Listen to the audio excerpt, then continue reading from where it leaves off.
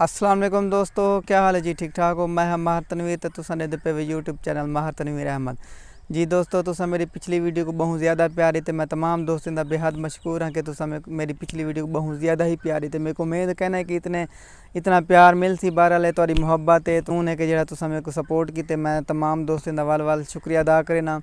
तो दोस्तों गाल है कि मैं जिमें वीडियो अपलोड की मोनेटाइजेशन ऑन दी दो सवाल मेरे को बहु दफ़ा पूछे गए कि भाईजान चैनल की मोनेटाइज क्या होंगी तो मोनेटाइज किमें करेंदी। मैं कि चलो ये वीडियो भी बना देने ताकि मेरे जिन्हें भिरावें को पता क्या नहीं वो वीडियो देखते उन्होंने पता भी लग वैसी जी। दोस्तों अगर तो असा दा चैनल जड़ा ना मोनेटाइज कराने तो सब तो पहले 1000 तक सबसक्राइबर ज़रूरत है तो 4000 घंटा जिमें तुहारा सबसक्राइबर तो 4000 वाच टाइम पूरा थी वैसी तो तुहारा जड़ा ना चैनल मोनेटाइज थी वैसी। और वीडियो तुसा अपनी पेसो कहीं बे दी वीडियो ना पेसो क्योंकि अगर तुसा कहीं बे दी वीडियो पेसो जिमें मैं 3 साल मेरा चैनल मोनेटाइज नहीं थिया तो तुहारा भी मोनेटाइज कहना थी सी। ठीक है तो कोशिश करो अपनी अपनी वीडियोज़ पाओ तो ठीक है जनाब कि मोनेटाइज किमें करेंगे। हुण दूजा सवाल आवेंदे कि मोनेटाइजेशन दा क्या फ़ायदा है जी। दोस्तों अगर तुसा एवं बेरोज़गार अगर तुसारे कोल कोई काम करनी तो तुसा यूट्यूब ज्वाइन कर सकते वे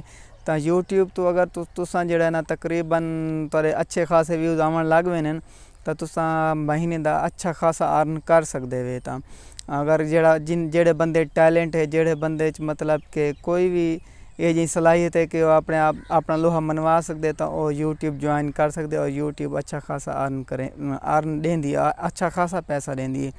तो जेड़े भिरा निकम्मे वदन वो यूट्यूब ज्वाइन कर सकते हैं। अगर कहें को यूट्यूब के बारे कोई मालूमात चाहिए कोई एडसन का मसला है कोई यूट्यूब का मसला है कोई शायद भी मसला है जो मेरे को पता है मैं अपने भिरावे को दी ज़रूर हेल्प करे। सब मेरा नंबर स्क्रीन ते शो थींदा खड़ा उसी तो सब मेरा नंबर ते रबता कर सकते व्हाट्सअप नंबर ते मेरे को मैसेज कर सकते अगर कोई मसला है कोई मसाइल है तो क्योंकि मैं काफ़ी दोस्तों की हेल्प भी की है तो जितना कोई सारे को मालूमात है उतना एक असा भिरावें दी हेल्प लाजमी करे सूँ।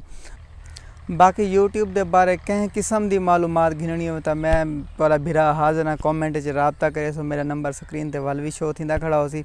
तो दोस्तों दुआओं में याद रखा करो तो इंशाल्लाह मैं नवी वीडियो बहुत जल्द घेन ते आसा तब तक इजाज़त देवो अपने भिरा को दुआओं में याद रखा करो। हाँ अगर चैनल तुसा सब्सक्राइब नहीं किया तो सब्सक्राइब भी कर गिनो ते नाल बेल आइकन उनको भी प्रेस कर गिनो। तब तक इजाज़त दो। अल्लाह हाफिज़।